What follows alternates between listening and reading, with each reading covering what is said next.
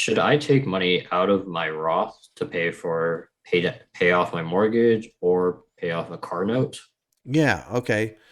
So let's say you've got your mortgage and you're just trying to get rid of it. It's kind of an irritant, and you've got this money in a Roth in, right? So that's kind of the scenario.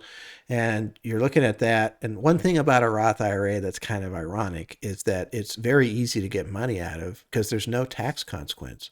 If it's in an IRA, and I pull 200,000 out to pay off my mortgage, you're going to have to pull probably 300,000 out to pay the other portion in tax.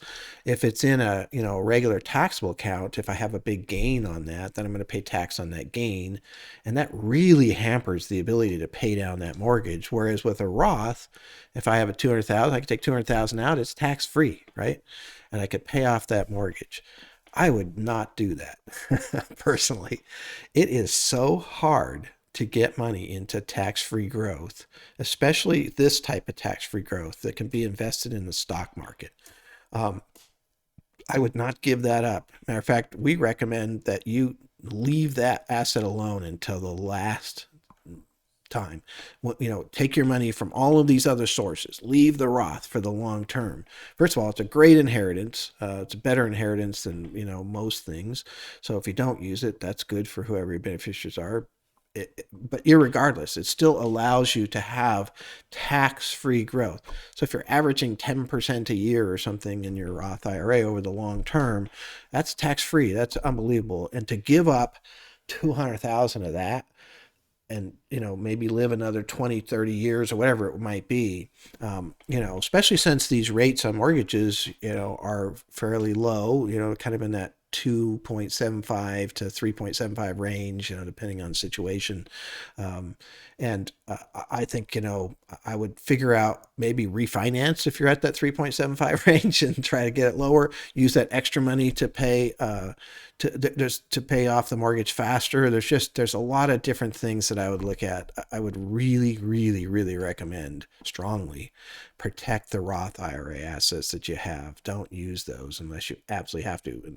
If you're out of money in other areas, that's what it's for. Use it. But if you have money in other areas and there's some other way to do it, then do that first. The Roth should be the very last thing that you take money out of. So would you say taxable accounts first option, then maybe your IRA, and then last option is your Roth? That'd be Yeah, the in order. general, that's exactly right. As you know, it can be a little bit specific to people, but the general recommendation is the sequence of withdrawals is taxable, tax deferred, tax free. So exactly right. You'd go after your taxable assets first, if you have any, and then you'd look at your tax deferred assets again. But you got to be careful there because if you're under 59 and a half, that can be really expensive. You pay tax plus penalties. And so, there's a loan option that you can use against your 401k or something like that to get around that aspect of it if you need to. Taking out a loan on your 401k to pay off a loan on your house doesn't make a lot of sense to me. But if you needed it for something else, but yeah, that in general speaking, that's the lineage. But that's why we're here, honestly.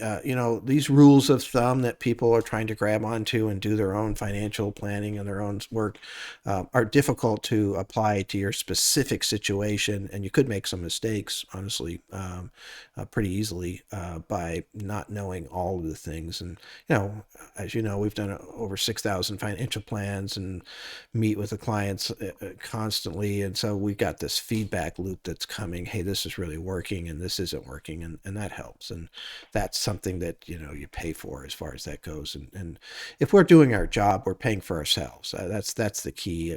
It shouldn't be an expense to you to hire a financial advisor if they're doing their job. If their rates of return for us, we manage assets are good, and then all of the other things, saving taxes, savings you from these tax time bombs like these big IRAs and things, we'll pay for ourselves, and that's why people stay with us because we do pay for ourselves. So that you know that that's the object. That's what we try to do constantly.